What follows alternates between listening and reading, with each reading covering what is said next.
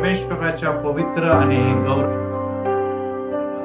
मी स्वागत करत आहे। आणि 900 दिवस जे आपल्या प्रार्थना आपण आरंभ केलेले आहे आणि खरोखर प्रभू अनेकांना बदलत आहे, अनेकांच्या जीवनामध्ये कार्य करत आहे, अनेकांना तो नवीन दृष्टांत देत आहे, अनेकांचे अश्रू पुसत आहे आणि अद्भुत गोष्टी घडत आहे आणि यापुढे देखील घडणार, कारण की आमचा देव जिवंत आहे। तो म्हणतो मी तुला कदापि सोडणार नाही। आजचा जो विषय आहे तो आहे टेम्पटेशन। विशेष करून अनेक दिवसापासून सन्माननीय खिल्लारे साहेब मला सांगत होते, मी प्रार्थना करत होतो आणि प्रभूने आज जो विषय दिलेला आहे या तरुणांच्या मोहपाशा संदर्भात आहे आणि त्याकडे आज नुसतं तरुणच नव्हे तर स्त्री असो, पुरुष असो, वृद्ध असो, लेकर असो, प्रत्येकाने लक्ष द्यायचंय। कारण की आम्हाला या गोष्टीची जाणीव आहे की मोहपाश याच्यापासूनच पापास आरंभ झालेला आहे आणि हे जे मोहपाश असतात ते त्यापासून कोणी देखील सुटलेलं नाही। इवन प्रभू येशू ख्रिस्त देखील म्हणतो की हे पित्या झाल्यास हा प्याला मजपासून दूर होऊ दे। यावरून आम्हाला कळतं की निश्चितच वेदना ह्यापासून पळण्याची प्रवृत्ती म्हणा किंवा वेदनेपासून परावृत्त होण्याची मनीषा ही प्रभूच्या ठाई देखील होती आणि यामुळे आपल्याला ही बाब जाणून घेणं अतिशय गरजेचं आहे की मनुष्य म्हटलं की मोहपाश येणार। आणि आज आपण एक विशेष कॅरेक्टर याकडे आपण बघणार आहोत आणि तो आहे शमशोन। आणि शमशोन याची स्टोरी आपण लहानपणापासून ऐकत आहोत, परंतु आज आपण त्याच्या जीवनाच्या द्वारे एक विशिष्ट गोष्टीकडे जे मोहपाश आहे त्याकडे आपली दृष्टी लावत असताना मला विश्वास आहे की तरुण लेकरच नव्हे तर प्रत्येकाला प्रभू स्पर्श करणार आहे। याकरता इब्री पत्र याचा 3रा अध्याय आणि पहिलं वचन इब्री 3:1, यास्तो पवित्र बंधूंनो स्वर्गातल्या पाचरणाचे भागीदार हो, आपण स्वीकारलेल्या धर्माचा प्रेषित व मुख्य याजक येशू याकडे लक्ष लावा। परत एक बार रिपीट करतो, स्वर्गाच्या पाचरणाचे भागीदार हो। परत एक बार संत पौल या वचनाच्या द्वारे तुम्हाला आणि मला म्हणतो की तुम्ही या देशाचे नागरिक नव्हे, तुम्ही जे आहात ते सियोन नवीन यरुशलेम साठी तयार केले जाणारे देवाचे सेवक आणि देवाचे भक्त आहोत। आणि त्यासाठी तो म्हणतो तुम्ही स्वर्गाचे पाचरण तुम्हाला प्राप्त झाले, जगाचे पाचरण नाही, जगाच्या योजना नाही, जगाचे संकल्प नाही, देवाचे अद्भुत संकल्प सह आम्ही सर्वांनी या जगामध्ये जन्म घेतलेला आहे आणि या जगामधून आम्ही एक नवीन देवाद्वारे निर्मित सियोनामध्ये प्रवेश करणार आहोत। त्यामुळे आम्ही सर्व आम्हाला जे कॉलिंग, पाचरण म्हणजे कॉलिंग जी आहे ती स्वर्गीय कॉलिंग आहे आणि स्वर्गामध्ये मोहपाश नसतात। स्वर्गामध्ये निश्चितच या पाशापासून पळण्याची प्रवृत्ती असते आणि आपल्याला देखील माहित आहे की जेव्हा लुसिफर त्या मोहपाशात सापडलेला आहे आणि निश्चितच त्याला असं वाटू लागलं, त्याच्या मनात हा मोह निर्माण झाला की परमेश्वराच्या सिंहासनापेक्षा देखील माझं सिंहासन उच्च राहावं। त्या समय त्याला व त्याच्या सर्व दूतांना पाडण्यात आलेला आहे। त्यांनी ते पाचरण जे देवापासून या महान सेवकास ज्याला लुसिफर म्हटलेलं आहे ह्या दूतास प्राप्त झाले होतं, ते पाचरण त्यांनी गमावलेलं आहे। आणि त्याचप्रमाणे आपण एक विशेष कॅरेक्टर आहे ज्याला शमशोन म्हटलेलं आहे, सॅमसन म्हटलेलं आहे, त्याकडे आपण दृष्टी लावत असताना प्रभू येशू ख्रिस्त आज 3रा अध्याय आणि पहिल्या वचनांमध्ये म्हणतो की तुम्ही आपला प्रेषित आणि मुख्य याजक येशूकडे आपले लक्ष लावा। कारण की आम्हाला सर्वांना माहिती आहे की तारुण्यामध्ये, विशेष करून तारुण्यामध्ये दैहिक मोहपाश जे असतात ते प्रबळ असतात।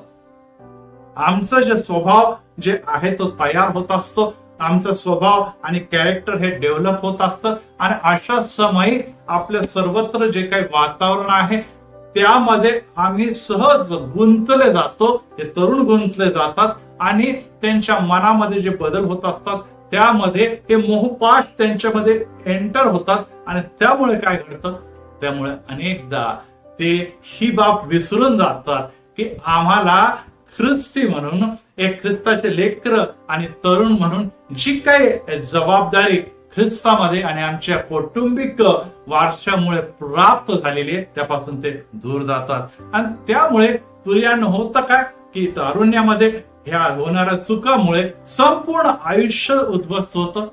कुटुंबाच्या ज्या काही त्यांची जी इमेज आहे, छाया, त्यावर डाग लागतो. त्याचप्रमाणे ख्रिस्ताचं जे काही आशीर्वाद तुमच्या घराण्यासाठी राखून ठेवलेले ते देखील दुरावतात. आणि आज अनेक पालक आहे ते या गोष्टीला सामोरे जात असताना ते म्हणतात, पालक साहेब आमच्यासाठी प्रार्थना करा. आमचा मुलगा खूप चांगला होता, शिकत असताना 10वी पर्यंत आणि लहान वयामध्ये खूप सुंदर होता, संडे स्कूल मध्ये जात असता, वचन त्याला पाठ होते, गीते गात होता आणि सुंदर असा अभ्यास करत होता. परंतु जेव्हा 10वी 11वी मध्ये गेला, कॉलेजमध्ये गेला, त्यानंतर त्याचा घात झालेला आहे. तो कुठे आता आहे, काय करतो आणि कुठे तो चाललेला आहे हे आम्हाला काही देखील कळत नाही. आम्हाला त्याची मोठी काळजी आहे. आणि अशा समय परत एक बार मी सर्व तरुणांना हे सांगू इच्छितो की तुम्ही नुसती आपल्या माता पित्याची आशा नव्हे तर तुम्ही देवाची योजना घेऊन या जगामध्ये जन्मलेला आहे. संतती ही परमेश्वराने दिलेले धन आहे, पोटचे फळ त्याची देणगी आहे. यासाठी की तुम्ही एक माता पित्याच्या द्वारे जन्म घेतलेले देवाच्या योजना घेऊन या जगामध्ये आलेले लोक आहात. जाऊया आपण त्या कॅरेक्टरकडे ज्याचं नाव आहे सॅमसन. त्याबद्दल मी सगळे डिटेल सांगणार नाही, परंतु महत्वाच्या गोष्टीकडे आपण जाणार आहोत की शास्त्रे 13व्या अध्यायापासून तर 16व्या अध्यायापर्यंत आपण अवश्य पूर्ण वाचा. की तेवढं मी सर्व एक्सप्लेन करणार नाही. आजच्या अर्थामध्ये 7 ते 13 ते 16 मध्ये याची पूर्ण स्टोरी आपल्याला दिसून येते, कारण की हा देखील एक शास्त्रे होता. आणि आपल्याला असं दिसतं की याच्या जीवनामध्ये किंवा तारुण्यामध्ये प्रत्येकाच्या जीवनामध्ये जगात जे काही घडामोडी घडतात त्याचा गंभीर प्रभाव होतो. आम्ही जगामध्ये राहत असताना स्वतःला नाकारून चालत नाही.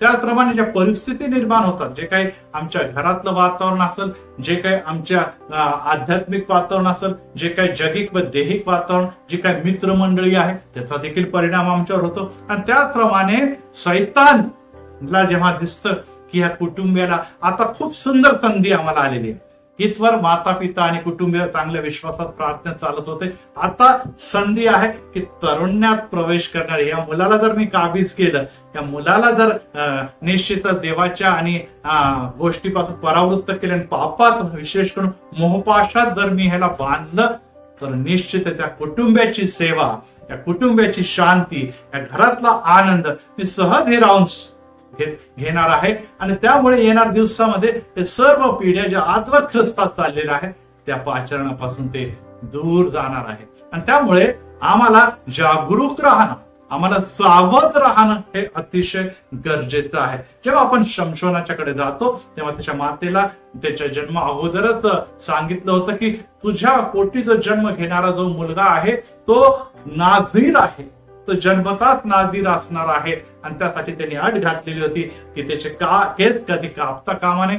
आणि विशेष करून या जन्माच्या समयामध्ये प्रेग्नन्सी पिरियड मध्ये सर्व मद्यपानापासून आणि सर्व अशुद्ध गोष्टीपासून दूर राहावं. आणि तिने ते पाळलं देखील. त्या उभयताला अतिशय आनंद झाला असं की खरोखर हा असा नाझीर आमच्या घरामध्ये जन्म घेणार आहे. आणि त्यामुळे ते अतिशय प्रसन्न असताना सर्व सेवक म्हणून सर्व देवाच्या अटी पाळत होत्या. आणि पुढे असं झालेलं आहे की तो तरुण झालेला आहे, तो वयाने वाढलेला आहे. तारुण्यात प्रवेश केल्यानंतर निश्चितच सर्व तारुण्यात येणाऱ्या मुलाप्रमाणे त्याच्यावर देखील त्याच्या शरीरामध्ये होणाऱ्या बदलामुळे स्त्री आकर्षण जे आहे, मुलींच्याकडे आकर्षण जे आहे किंवा आपण म्हणत की लैंगिक भावना हे आता प्रबळ होऊ लागले.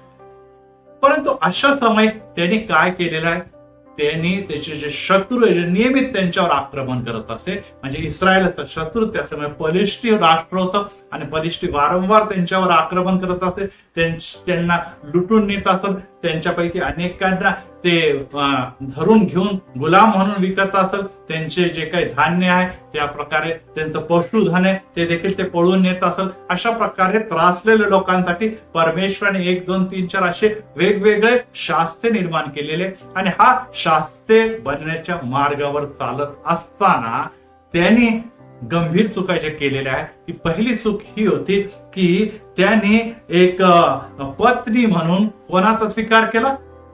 इस्रायल एवढं सुंदर असं राष्ट्र होतं, यहुदी एवढे लोक सुंदर होते, परंतु त्यांनी त्यापैकी नाही तर पलिष्ठित शत्रू लोकांपैकी एक मुलगी निवडली आणि त्याने हट्ट केला की हीच माझी बायको किंवा स्त्री असणार, आणि ते त्यांनी पूर्ण केलं. पुढे जाऊन इथेच तो थांबला नाही, तर पुढे वचन आम्हाला असं शिकवतं की तो एक वेश्यापाशी गेलेला आहे, आणि ती वेश्या देखील कोण होती? पलिष्ठित वेश्या.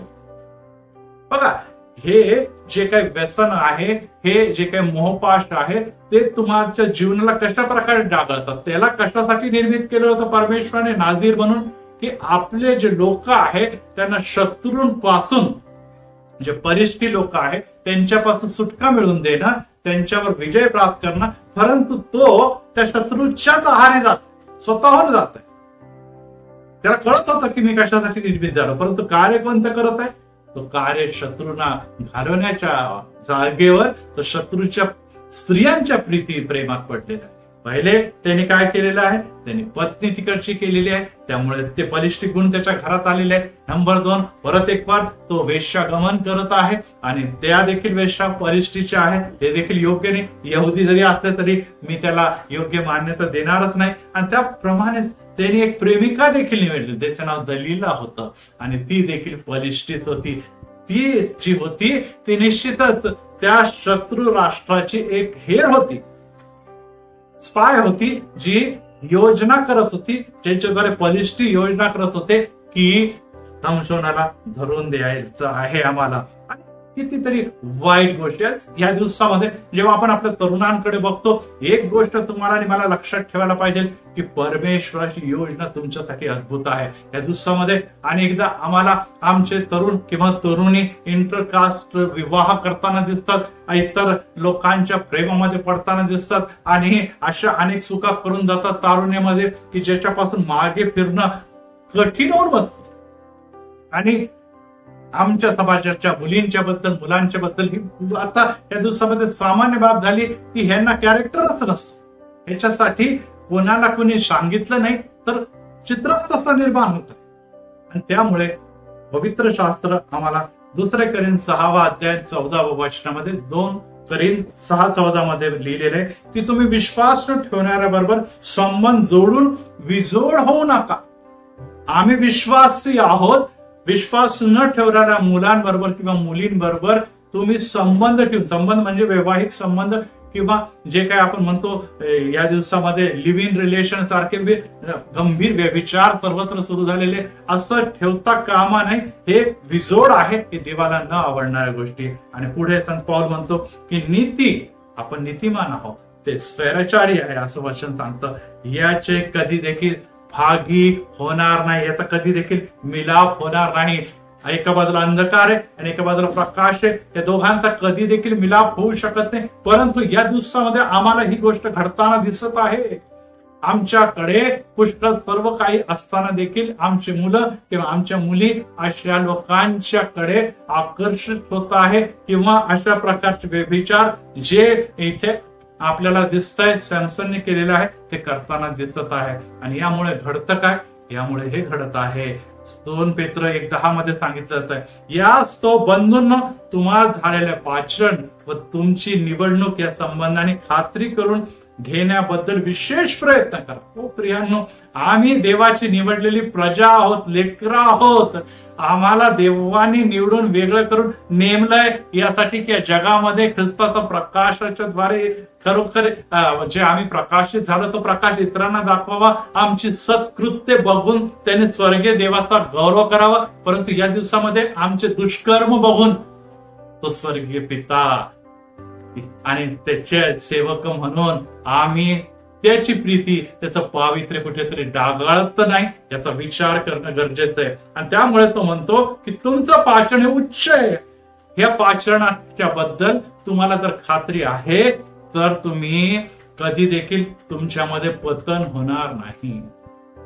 प्रियांनो, माता पितांनो, प्रत्येक वार आपल्या लेकरांना हे सांगा की आपण जिवंत देवाचे लेकर आहोत. आम्ही पवित्र देवाचे लेकर आहोत. आमचा देव म्हणतो जसं मी पवित्र आहे तसं तुम्ही देखील पवित्र आहात. निश्चितच या तारुण्याच्या वयामध्ये हे मोहपाश अट्रॅक्शन हे निश्चितच नैसर्गिक आहे, परंतु याला निश्चितच तुम्हाला आणि मला नियंत्रणामध्ये ठेवायची गरज आहे. कारण की आपण जर अनियंत्रितरित्या वागलो आणि जगातल्या इतर मुलींप्रमाणे तरुणांप्रमाणे आम्ही वागलो तर निश्चितच त्यांच्यातच आमच्यात काही देखील अंतर राहणार नाही आणि आमच्या हातून ज्या काही चुका घडणार आहे त्यामुळे सैतानाचे हत्यार म्हणून, सैतानाचे आयुध म्हणून आम्ही उपयोगात आणले जाणार आहोत आणि आमच्या कुटुंबाची सेवा, आमच्या कुटुंबाची शांती, आमच्या कुटुंबाची प्रतिष्ठा ही धुळीच मिळणार आहे आणि याकडे लक्ष देणे अतिशय गरजेचं आहे. आणि त्यामुळे ही बाब लक्षात ठेवा की आमच्या जीवनामध्ये अनेक अडखळण येतील, आमच्या जीवनामध्ये मोहपाश येतील, परंतु जो आपला करार जाणतो आणि ते पाळण्याकडे त्याचं लक्ष असतं आणि तो देवाला म्हणतो की यस, मी तरुण आहे, मला मोहपाश येत आहे, मला टेम्पटेशन येत आहे, मी कमी पडत आहे, मी दुबळा पडत आहे, प्रभू मला सहाय्य पुरव, तर देव निश्चितच तुम्हाला आणि मला सहाय्य पुरेल्याशिवाय राहणार नाही. लक्षात ठेवा, आम्ही आपल्या शारीरिकरित्या त्याशी लढण्याकरता दुबळे आहोत, परंतु पवित्र आत्मा आम्हाला देवाने दिलेला आहे जो त्या तरुण लेकरांना अशा मोहपाशाची लढण्याकरता बळ आणि ताकद देतो. एक उदाहरण मी वाचलं आणि त्यामध्ये अशा प्रकारे लिहिलं होतं की एक स्त्री डॉक्टरच्याकडे गेली, आई स्पेशलिस्टच्याकडे गेली आणि तिने मला ती म्हटली की डॉक्टर साहेब, या दिवसामध्ये माझे नेत्र हे खूप कमकुवत दुबळे झालेले आहे, चष्मा लावून देखील मला व्यवस्थित दिसत नाही, माझ्या डोळ्याचे आगाप होते, लाल होतात आणि खूप मी थकून जाते, डोळ्यातून पाणी येतं. आणि डॉक्टरने सगळे डोळे वगैरे चेक केलं आणि त्यांनी म्हटलं की निश्चितच तुमच्या डोळ्यावर खूप ताण येत आहे, तुमच्या डोळ्यावर खूप ताण येण्यामुळे डोकेदुखी, डोळ्यातून पाणी किंवा डोळे लाल जळजळ होणे हे नैसर्गिक आहे. आणि त्यांनी म्हटलं की तुम्ही जे काही काम करतात किंवा डोळ्यांचा जे वापर करतात ते तुम्ही कमी करा. आणि ती म्हणे हा डॉक्टर कसं कमी करू शकते, हे मला एक शिक्षक म्हणून सारखं पुस्तकं घ्यावे लागतात, मला स्क्रीनच्या समोर जावं लागतं, त्याचप्रमाणे मला सारखा अभ्यास वेळोन वेळ पुष्कळ तास मला वाचनासाठी घालवावे लागतात, त्यामुळे मला ह्या गोष्टी सोडायला लावू नका, कारण की या गोष्टी जर मी केल्या नाही तर माझं व्यवसायावर त्याचा दुष्परिणाम होणार आहे. त्यामुळे डॉक्टर म्हणे एक गोष्ट सांगा, तुमच्या घरातून काही लांब सुंदर असं काही निसर्गाचं दिसतं का? हो म्हणे, जर पुढची खिडकी उघडली तर तिथून मला एक लांब पर्वत आणि त्याचं रांग दिसते आणि जर मागच्या बाजूला गेले तर सुंदर 2 टेकड्या देखील दिसतात. ते पुष्कळ मला कधी कधी आवडतात, परंतु काय करू, मला वेळ नसतो. डॉक्टर म्हणे हीच बाब तुम्हाला करायची गरज आहे की जेव्हा तुमचे डोळे पुष्कळ वेळ कार्य करून थकले तेव्हा तुम्ही ती खिडकी उघडा आणि 10-15 मिनिटं एक चित्ताने त्या डोंगराकडे आपले नेत्र लावा, जे दूर आहे परंतु त्या डोंगराकडे तुम्ही नेत्र लावा, म्हणजे तुमचा बरोबर डोळ्यावरचा ताण कमी होईल, थकवा कमी होईल आणि तुमची दृष्टी ही परत एक बार चांगली होणार आहे. ओ प्रियांनो, आज आमच्या या टेम्पटेशन मध्ये, या सर्व समस्यामुळे जर आमचे बघण्याचा दृष्टिकोन कमी झालेला आहे, तुमचे आणि माझ्या डोळ्यातून पाणी येते, कारण की आम्हाला कळत आहे की आम्ही प्रयत्न करतो परंतु तरी देखील आम्ही या व्याधीवर, या टेम्पटेशनवर, या प्रकारच्या व्यभिचारावर, या सगळ्या अशुद्धतेवर नियंत्रण मिळवता येत नाही. तर देव परत एक बार म्हणतो, आपली खिडकी उघड आणि आपली दृष्टी त्या पर्वताकडे लाव, कारण की देवाचं म्हणणं आहे की मी आपली दृष्टी पर्वताकडे लावतो, मला सहाय्य कुठून मिळणार? आकाश व पृथ्वी याचा निर्माण करता जो परमेश्वर, इथपासून मला सहाय्य प्राप्त होते, इथपासून मला सहाय्य प्राप्त होते. या दिवसामध्ये मी जसं सुरुवातीला सांगितलं की तरुणांनो, तुम्हाला तुमच्या प्रयत्नाने निश्चितच यश मिळणार नाही. यश देणारा जिवंत देव आहे, त्याच्याकडे सहाय्य मागा, त्याच्याकडे दृष्टी लावा, बायबल वाचा, प्रार्थना करा, उपवास करा. देव तुम्हाला ह्यापासून लढण्याकरता बळ आणि ताकद दिल्याशिवाय राहणार नाही, कारण की देव तुमच्यावर आणि माझ्यावर विपुलतेने प्रीती करतो आणि त्याची इच्छा आहे की कोणी देखील त्या पापामध्ये सापडता कामा नये. आणि ह्यासाठी प्रिय, जेव्हा आपण शमशोनाकडे जातो किंवा आपण प्रत्येक धार्मिक व्यक्तीच्याकडे जातो तर तेव्हा एक गोष्ट आपल्याला कळते की प्रत्येकाच्या जीवनामध्ये निश्चितच परीक्षा येतात, अवघड प्रसंग येतात, परंतु त्यामध्ये आम्हाला काय होतं ही बात लक्षात ठेवू. आता जसं शमशोन जेव्हा शास्त्री बनण्याच्या अगोदर ते वचन आम्हाला असं शिकवतं की तो जेव्हा निघालेला होता, अचानक सिंहाने झडप घातली आणि तो जो द्राक्ष मळ्याच्या जवळ लपलेला होता त्याने अचानक झडप घातलेली. बघा, द्राक्ष मळ्यामध्ये अनेक प्राणी असेल पण सिंह येणं शक्यच नाही, परंतु त्या दिवशी तो होता आणि त्याने झडप घातली. आणि वचन असं शिकवतं की त्या शमशोनाच्या ठाई देवाचा आत्मा प्रबळ स्फूर्तीच्या द्वारे प्रवेश करतो आणि करडू फाडावे तसं आपण चित्रामध्ये बघत आहे, करडू फाडत असं तसं त्याने सिंहात फाडून टाकलेलं आहे. आणि त्यामुळे हे का घडलेलं आहे? त्याच्या मदतीला कोणी आला? त्याच्याकडे काही हत्यार होतं? त्याच्याबरोबर काही सैन्य होतं? काहीच नव्हतं ना. त्याच्याकडे हत्यार होतं ना, त्याच्याबरोबर कोणी सैन्य होतं. त्याच्याबरोबर एकच होतं ना, त्याच्यामध्ये तेवढी ताकद होती की आपण कागद फाडतो तसं सिंहाला फाडावे एवढी ताकद कोणत्याच मनुष्यामध्ये नव्हती. परंतु प्रियांनो त्याच्यावर ताकद काय आली? वचन सांगतो की देवाचा आत्मा प्रबळरित्या त्याच्यावर उतरून आला आणि त्या सामर्थ्याने त्याने ते फाडलं. आणि आता त्याला कळालेलं आहे की माझ्या काही जे सामर्थ्य ते देवाचं सामर्थ्य. आणि वचन आम्हाला सांगतं की देवाच्या सामर्थ्याच्या द्वारे मी सर्व काही करण्यास समर्थ आहे, असं संत पौल आम्हाला शिकवतं.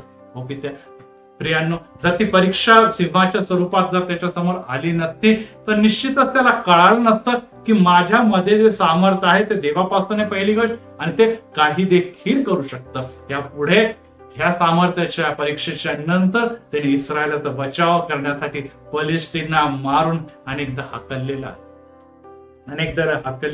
आणि ही बाब देखील अतिशय महत्वाची आहे. नुसतं त्यानेच नव्हे तर आपण दाविदाच्याकडे बघतो, जेव्हा गल्ल्यात त्यांना चॅलेंज करत होता इस्रायली लोकांना, तेव्हा दावीद हा लहान होता. आपल्या भावांना डबा देण्यासाठी हा तरुण मुलगा गेलेला आहे. आणि तिथे काय घडलेलं आहे? तिथे तो गल्याताला बघतो आणि सगळे घाबरलेले आपली इस्रायली लोकांकडे तो बघतो आणि तो म्हणतो, का घाबरतो? तेव्हा त्याला हत्यार वगैरे देऊन शौलाला तो म्हणतो की मी जातो पुढे, परंतु त्यांनी हत्यार पण बाजूला ठेवले. त्याने आपल्याकडे काही न घेता हातामध्ये नुसते गोफण घेतली आणि त्या दगडांपैकी एकच दगड का पुरेसा होता आणि त्या दगडाच्या द्वारे देवाच्या सामर्थ्याच्या द्वारे त्यांनी विजय प्राप्त केलेला आहे. कोणाची तलवार चालवली? शत्रूची तलवाराच्या द्वारे शत्रू म्हणजे गल्याचा वध केलेला आहे. परंतु हे घडण्याच्या अगोदर त्याला एक गोष्टीची जाणीव होती, तो अचानक युद्धात गेला नाही. वचन आम्हाला असं सांगतं की त्याच्या अगोदर तो शौलाला म्हणतो की मी एक अस्वलाला ठार मारलेलं आहे, त्याचप्रमाणे दाढी धरून मी सिंहाला फाडून टाकलेलं आहे. आणि जर मी अस्वलाला मारू शकतो, जर मी सिंहाला मारू शकतो, मी नाही तर माझ्या ठाई देवाचं सामर्थ्य करू शकतं, तर मी निश्चितच त्या गल्याताला देखील मारू शकतो. आणि त्याने ते करून दाखवलेले आहे. या प्रकारे या विजयाच्या नंतर हा सॅमसन जो आहे तो शास्त्र झाला. या विजयाच्या नंतर दावीद हा राजा ठरलेला आहे, कारण की परमेश्वरचं सामर्थ्य त्यांच्या ठाई होतं. हो प्रियांनो, हे सामर्थ्य तुमच्या आणि माझ्या ठाई आहे. तरुणांनो, ही गोष्ट लक्षात ठेव.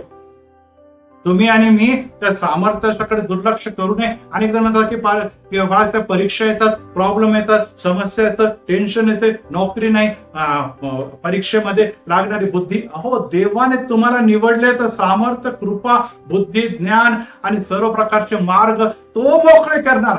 तुम्ही स्वतःला त्याच्या स्वाधीनता करा, परीक्षेला घाबरू नका. इथे दावीद पण सिंहाला आणि अस्वलाला घाबरला नाही.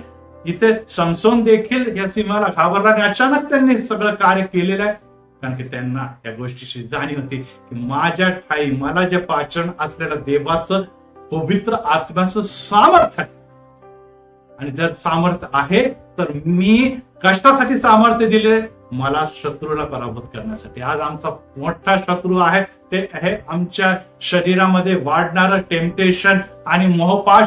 हे एक मोठं शत्रू आहे, ज्याचा हत्यार म्हणून सैतान जर वापर करत आहे तर तो नुसता आमचा वैयक्तिक नाही, अख्ख्या कुटुंबाचा नाश करत आहे. इतकंच नव्हे तर देवापासून जे पाचारण तुम्हाला प्राप्त झाले, जे कुटुंबाला एक नावलौकिक प्राप्त झालेले, एक नैतिकता पाळणारे उत्तम एक प्रकाशित कुटुंब म्हणून तुम्हाला ओळखलं जातं, त्याला धुळीच मिळवण्यासाठी तुम्हाला हत्यार म्हणून जर सैतान वापरत असेल तर ह्या समय आम्हाला एकच गरज आहे की आम्ही कोणाकडे बघावं, आम्ही येशूच्याकडे बघावं आणि येशूला हेच म्हणावं की देवा, तुझ्या मुखातून निघालेला शब्द कार्य केल्याशिवाय कधी जसा विफळ होत नाही, त्याचप्रमाणे मला देखील तुझं निवडलेलं आहे, मी देखील कधी देखील तुझं कार्य करताना, विशेष करून सैतानाशी लढत असताना विफळ होणार नाही. आपल्याला माहित आहे की शमशोन देखील सिंहाला हरवतो, त्याचप्रमाणे आपल्याला हे देखील दिसतं की दावीद देखील सिंहाला हरवतो.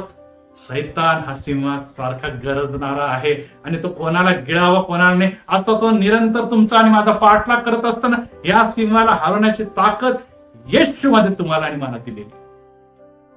प्रियांनो, काय घडलेलं आपण आता बघितलंय की सॅमसन याने आपलं रहस्य की तुझे जे केस आहे ते केस जर बटा तुझ्या कापण्यात आलं, तुझं जर मुंडन करण्यात आलेलं आहे, तर तुझ्यातली शक्ती निघून जाणार आहे. आणि हे कोणाला सांगितलंय? शत्रूच्या द्वारे ती विकत घेतलेली ती जी स्त्री होती आणि तिच्या दलीलाने ते रहस्य एकदा नाही, दोनदा नाही, तीनदा विचारल्यानंतर चौथ्या वेळेस जेव्हा जाणून घेतलं, त्याचे बट कापण्यात आलेले आहे. त्याला वाटलेलं आहे की आता माझ्यामध्ये ती ताकद मी परत येणार आहे, मी मागे शत्रूंना शेकडो लोकांना हरवलेले, मोठे मोठे पराक्रम केलेले, यावेळेस देखील मी पराक्रम करेन.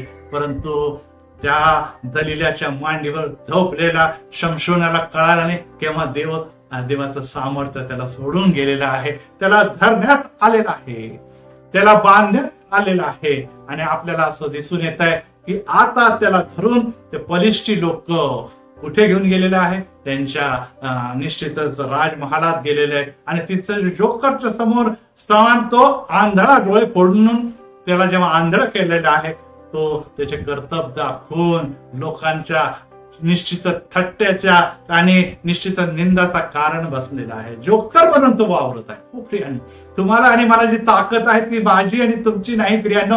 ही जी ताकद आहे तरुणांनो, ही ताकद देवाने तुम्हाला दिलेली आहे. आणि जर देवाने दिलेली तर इतर तरुणांपेक्षा तुम्हाला अद्भुत विजय मिळण्यासाठी, अद्भुत कार्य करण्यासाठी तुमचे कुटुंब इतर कुटुंबापेक्षा एक वेगळं कुटुंब आहे, त्यांना निश्चितच उंचावण्यासाठी दिलेलं आहे.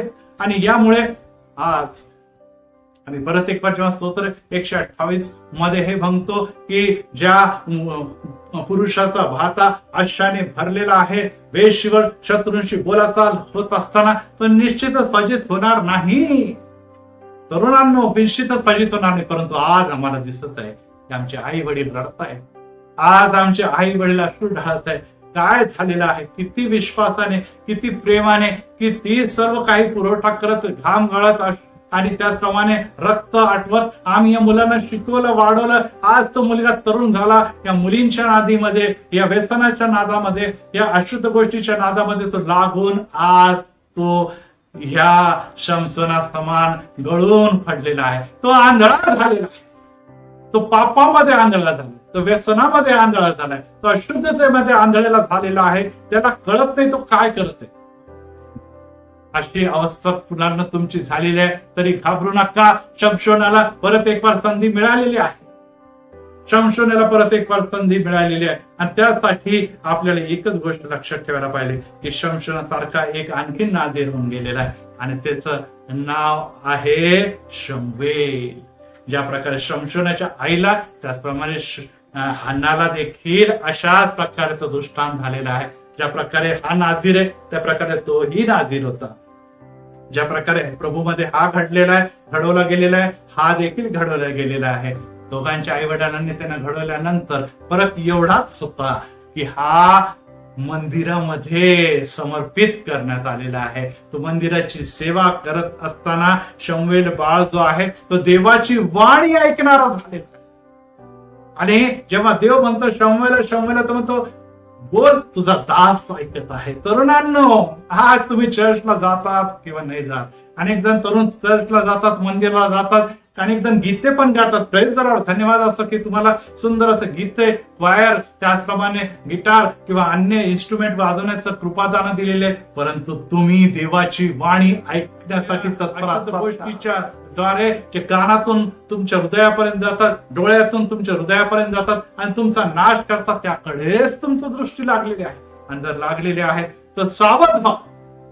यांनी आपल्या देहाच्या द्वारे जे पाप केलेले शमशोनाने, त्यामुळे देवाची योजना, ही देवाची योजना कधी नष्ट होणार नाही. तुम्ही नाही तर कोणता तरी दुसऱ्याचा उपयोग कराल, परंतु काय तुम्हाला मिळालेलं पाचरण तुम्ही व्यर्थ गमवलं नाही, निश्चितच गमवलेलं आहे. ही बाब तुम्ही लक्षात ठेवा. परंतु शमूएलाने तसं केलं नाही.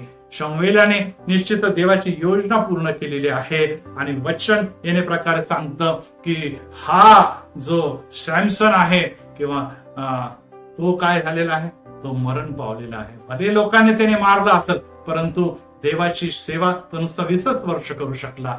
परंतु आपल्याला असं दिसतं की शमूएलने 3 टप्प्यामध्ये सेवा केलेली आहे. सुरुवातीला तो शास्ता होता, नंतर तो याजक आणि संदेष्टा देखील झालेला. 3 प्रकारची सेवा, शास्ता तो झाला, याजक तो झाला आणि संदेष्टा म्हणून तो देखील उपयोगात घेऊन त्याने अनेक राजे, हालेलुया, जसं शाऊल असो, दावीद असो, त्याच्या कारकिर्दीमध्ये उभे राहिलेले आहे. हो प्रियांनो, आज तुम्हाला आणि मला निश्चित राष्ट्राचा अधिपती बनवायची देवाची इच्छा आहे. तरुणांनो, जावत व्हा, जागृत राहा. तुम्हाला फार काही करायची गरज नाही. एकच आहे, बोल, तुझा दास ऐकत आहे. देव तुम्हाला काय बोलत आहे, देव तुम्हाला काय दृष्टांत देते, देव तुम्हाला काय चालवत आहे. यस, निश्चितच मला ही बाब माहिती आहे की लोक हसतील, तुमचा थट्टा करतील, म्हणतील अरे या तरुणाच्या वयामध्ये खा पी मजा कर, मौज मजा कर. परंतु आम्ही म्हणतो नाही नाही नाही, माझ्या देवाला आवडत नाही, माझ्या आई वडिलांना आवडत नाही, मला निश्चितच तुमच्या बरोबर मैत्री ठेवायची. परंतु जेव्हा वाईट गोष्टी करणार त्यामध्ये तुमच्या बरोबर माझा साथ नसणार हे जाणून घ्या. कारण की माझा देव निरंतर मला बघतो. नंबर 2, माझ्या देवाची माझ्या घराबद्दल आणि माझ्याबद्दल महान मोठी योजना आहे. त्यामुळे नो म्हणणं शिका. देवाला यस म्हणा, जग व जगातल्या गोष्टीला पाप असू दे त्याला नो म्हणायला शिका. आणि ज्या समय तुम्ही ते नो म्हणतात, यस, त्रास होतो. लोक हसतात, टिंगल करतात, काय मुलासारखा मुलगा असून अरे काही कामाचा मुलगा नाही, तू जवानी आहे, मौज मजा करायची आणि तू काय देवदेव करत बसलेला आहे. हो प्रियांनो, लोक हसतील, थट्टा करतील, पण तो लक्षात ठेवा की ते जे आज तुम्हाला हसून उडवत आहे, उद्या तेच तुमच्या हातून जेव्हा देवाचा गौरव बघतील तेव्हा निश्चितच ते आनंदित झाल्याशिवाय राहणार नाही. कारण की तुमच्याद्वारे देव गौरवला जात आहे. आणि त्यासाठी आपण आज हा विचार करणं गरजेचं आहे की आम्हाला शमशोन व्हायचंय की शमूएल व्हायचंय. आज तुम्ही आणि मी देखील शमशोनाप्रमाणे आहोत, आम्ही शमूएल प्रमाणे आहोत. आम्हाला देखील देवाने निवडलेले आणि आमच्यासाठी देखील देवाची योजना महान आहे. त्याचं वचन आम्हाला सांगतं की तू जेव्हा मातेचा गर्भात होता तेव्हापासून मी तुला निवडलेलं आहे, तू माझा आहे, तू माझ्या दृष्टीने अमोल आहे, तुझं नाव मी आपल्या हातावर कोरून ठेवलेलं आहे. हो प्रियांनो, इतकी प्रीती, तरुणांनो, इतकी प्रीती तर तुम्हाशी, तुमच्या घरच्या प्रत्येक व्यक्तीशी करतो. कारण की त्याचा विश्वास आहे की जी योजना माताच्या गर्भापासून तुमच्यामध्ये पेरली गेलेली आहे, जेव्हा तुम्ही तरुण होणार तेव्हा ती योजना जगाच्या समोर जेव्हा प्रगट होईल तेव्हा देव स्वतःचा गौरव करूनच घेईल, परंतु तुमच्या कुटुंबाचा देखील तो उच्च स्थळी प्रस्थापित करून निश्चितच म्हणणारे लोक खरोखर धन्य आहे शमूएलची माता आहे, धन्य आहे शमूएलचा पिता, कारण की त्यांनी असा विश्वासू पुत्र आम्हा करता दिलेला आहे. परत एक बार ही गोष्ट लक्षात ठेवा. आणि जर आम्हाला टेम्पटेशन आहे, आम्ही लढत आहोत, झगडत आहोत, त्या सर्व गोष्टी याशी आम्हाला लढावंच लागणार. कारण मी आपल्याला प्रत्येकाला सांगायचं की मोठ्या परीक्षा, मोठा विजयाच्या अगोदर छोट्या मोठ्या परीक्षेमध्ये तुम्हाला जिंकायचं आहे. आणि या छोट्या मोठ्या मोहपाशाच्या परीक्षेसाठी आम्हाला काय करायचंय, सुरुवातीला मी आपली दृष्टी पर्वताकडे लावतो, आपल्या देवाकडे बघत राहायचंय, देवाची मागायचंय, देव देणार आहे, अश्रू पुसणार आहे, बळ देणार आहे, ताकद देणार आहे आणि निश्चित सामर्थ्य देखील पुरवणार आहे. कदाचित अनेक चांगल्या जगिक मोह आनंदाच्या गोष्टी आपण गमवणार आहोत, परंतु मला सांगू द्या, जगिक गोष्टी क्षणिक आहे. या देहाच्या बरोबर त्या गोष्टी नाश पावणार आहे, परंतु जे दैवीय गोष्टी आहे ते सार्वकालिक आहे. ते जगात पण तुमचा गौरव करणार आहे आणि जगाच्या नंतर जेव्हा आपण देवाच्याकडे जाऊ तेव्हा देव म्हणणार, शाबास भल्या विश्वासू दासा, तू थोडक्याबद्दल विश्वासू राहिला, या पुष्कळ गोष्टी तुला मिळायला पाहिजे होत्या, परंतु तू त्या घेतल्या नाही. थोड्या गोष्टीच्या परमेश्वरने तुझ्यासाठी नेमून ठेवलेल्या त्या घेतल्या आणि त्यावरच कार्य करत. आता मी तुझी नेमणूक बहुतांवर करील. हालेलुया.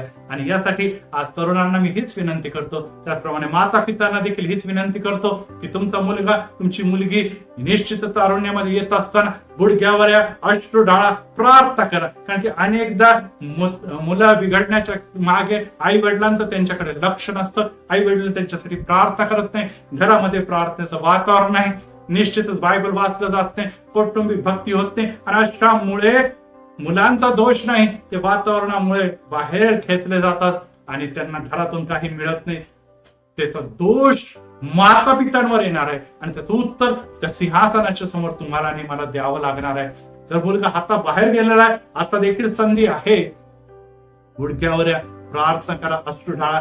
देव कठीण या तरुणांचे हृदय बदलून मासमय हृदय घालून त्याच्यामध्ये बदल घडून यावेळेस या तरुणांसाठी, त्याचप्रमाणे देशासाठी, सगळीकडे असलेल्या पावसासाठी, त्याचप्रमाणे आपण आपल्या ख्रिस्ती समाजासाठी प्रार्थना करूया. डोळे झाकूया, प्रार्थना करूया. तेल आणि पाणी आपल्या हातात घेऊया. प्रभू आम्ही तुला धन्यवाद आणि गौरव देतो की आज परत एक वार या मोहपाशाच्या समयामध्ये, या परीक्षेच्या आणि चॅलेंजेसच्या समयामध्ये अखिल जग जात असताना पित्या आम्ही देखील त्याच्या समोर उभं. परंतु आम्हाला या गोष्टीची जाणीव आहे की आमचा देव आमच्या बरोबर आहे.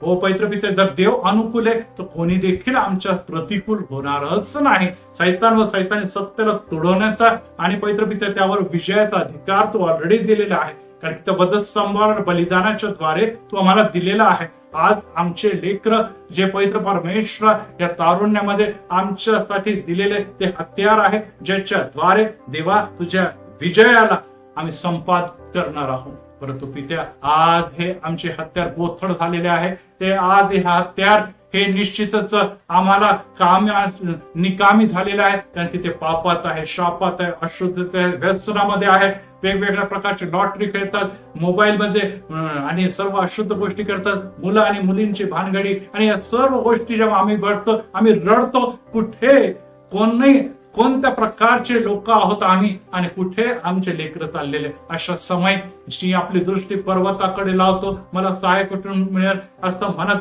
जेव्हा आम्ही त्या पर्वताकडे बघतो, देव आम्हाला सहाय्य पुरवतो आणि आमच्या लेकरांमध्ये बदल घडवतो. आमचे लेकर जरी मार्गावर चालत आहे, ते टेम्पटेशनला सामोरे जात आहेत, सर्व प्रकारच्या मोहपाशाला सामोरे जात असतात, प्रभू मध्ये त्यांचं संरक्षण कर. हो पवित्र आत्मा तू त्यांचा ताबा घे, त्यांचे विचार, त्यांचे नेत्र, त्यांचे सर्व प्रकारच्या मोहपाश यापासून त्यांना तू दूर ठेव आणि येशू मध्ये केंद्रित जीवन त्यांना दे. मला माहिती आहे, कारण की जगाच्या सारखं कदाचित धनसंपत्ती आम्हाला मिळणार नाही, कदाचित जगासारखे यश, आरोग्य आणि त्याचप्रमाणे विजय देखील आम्हाला मिळणार नाही. परंतु आम्ही ख्रिस्ताच्या ठाई निश्चितच विश्वासू जर ठरलो तर धार्मिकता जे त्याच्या राज्यासाठी झटतात त्यांना सर्व काही देव देणार आहे. परंतु आज या परीक्षेच्या समयामध्ये देवा तू त्यांच्या जीवनात कार्य कर. आज ते तेल व पाणी घेऊन बसलेले जे आजारी आहे, जे बिछाण्यावर आहे, जे तरुण आहे, जे बांधलेले, जे सैतानाच्या बंधनात आहे, येशूच्या नावात आम्ही ती सर्व सत्ता मोडतो. येशू तुला बसलेला फटक्याने त्याचं आरोग्य प्राप्त होतं. ते आरोग्य या सर्व तू बहाल कर आणि त्यांचे अश्रुपूस, त्यांना जीवन बदल, त्यांना सामर्थ्य दे, त्यांच्या व्याधी घालीव, त्यांच्या सैतानाच्या बंधनातून मुक्त कर अशी आम्ही विनंती करत आहोत. आम्ही विविध प्रकारे पावसाच्या मुळे विस्थापित झालेले लोक, शेती ही नाश झालेली आहे, त्याचप्रमाणे गावाचे गाव पाण्याच्या खाली गेलेले प्रभू त्या सर्व दुःखासाठी प्रार्थना करतो. आम्ही आमच्या देशासाठी प्रार्थना करतो, आमच्या अधिकारी आणि सर्व सत्ताधाऱ्यांसाठी प्रार्थना करतो. प्रभू त्यांच्यावरची कृपा आणि दया कर. आज परत एक बार आम्ही त्या प्रेयर टॉवर साठी प्रार्थना करत आहोत आणि त्याचे सर्व विषय तू आशीर्वादित करावं व त्याचं उत्तर द्यावं असे मी प्रार्थना करतो. परत एक बार टेम्पटेशनच्या समयामध्ये पवित्र परमेश्वर ज्या तरुणांशी तू आज बोललेला आहे त्यांच्या हृदयाचा ताबा घे आणि ख्रिस्ता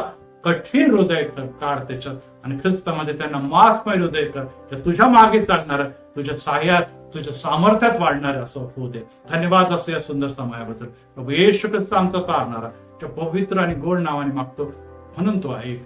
आमेन, आमेन, आमेन.